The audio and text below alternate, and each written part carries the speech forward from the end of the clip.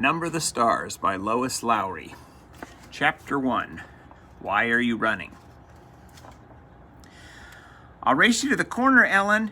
Anne-Marie adjusted the thick leather pack on her back so that her schoolbooks balanced evenly. Ready? She looked at her best friend. Ellen made a face. No, she said, laughing. You know I can't beat you. My legs aren't as long. Can't we just walk like civilized people? She was a stocky 10-year-old, unlike lanky Anne-Marie. We have to practice for the athletics meet on Friday. I know I'm going to win the girls' race this week. I was second last week, but I've been practicing every day. Come on, Ellen, Anne-Marie pleaded, eyeing the distance to the next corner of the Copenhagen street. Please? Ellen hesitated, then nodded and shifted her own rucksack of books against her shoulders. Oh, all right. Ready, she said. Go, Anne-Marie shouted, and the two girls were off, racing along the residential sidewalk. Anne-Marie's silvery blonde hair flew behind her, and Ellen's dark pigtails bounced against her shoulders. Wait for me, wailed little Kirsty, left behind, but the two older girls weren't listening. Anne-Marie outdistanced her friend quickly, even though one of her shoes came untied, and she sped along the street called Oosterbrogge, past the small shops and cafes in her neighborhood here in the northeast corner of Copenhagen. Laughing, she skirted an elderly lady in black who carried a shopping bag made of string. A young woman pushing a baby in a carriage moved aside to make way. The corner was just ahead. Anne-Marie looked up, panting, just as she reached the corner. Her laughter stopped, and her heart seemed to skip a beat. Halt! The German ordered in a stern voice. The German word was as familiar as it was frightening. Anne-Marie heard it often enough before, but it had never been directed at her until now. Behind her, Ellen also slowed and stopped. Far back, little Kirsty was plodding along, her face in a pout because the girls hadn't waited for her.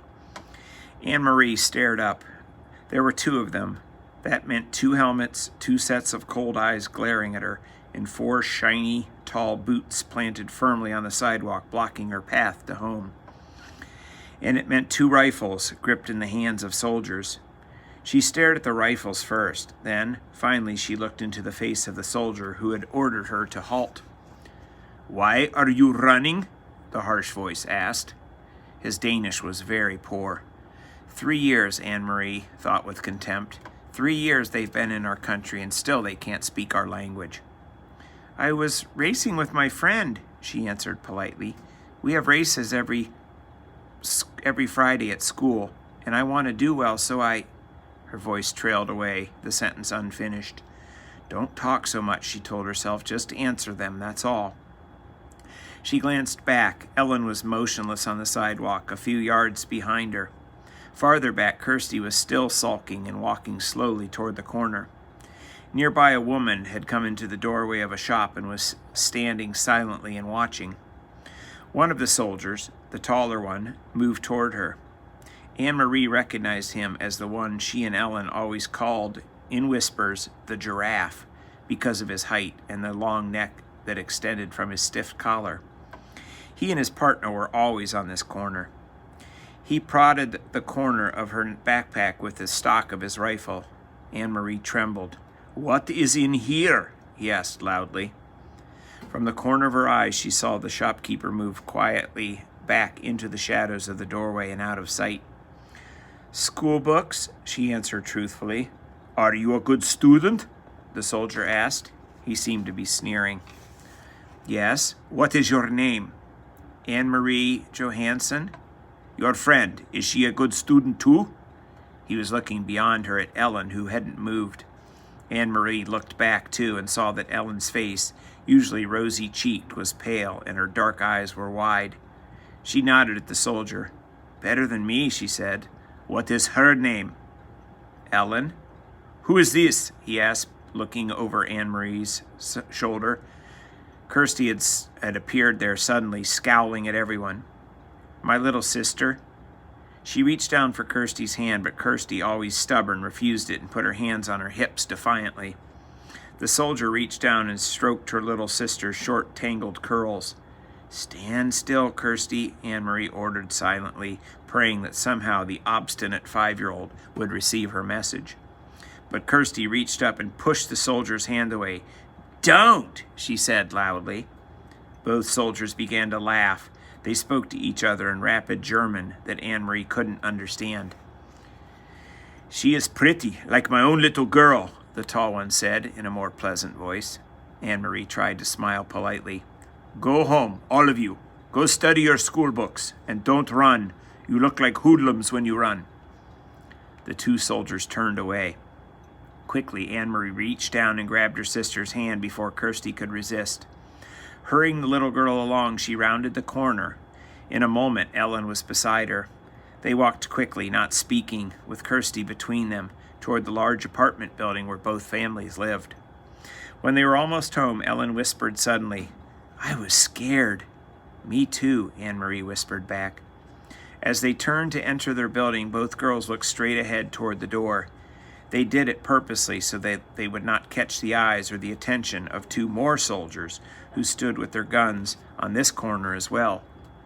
Kirsty scurried ahead of them through the door, chattering about the picture she was bringing home from kindergarten to show Mama. For Kirsty, the soldiers were simply a part of the landscape, something that had always been there on every corner, as unimportant as lampposts throughout her remembered life.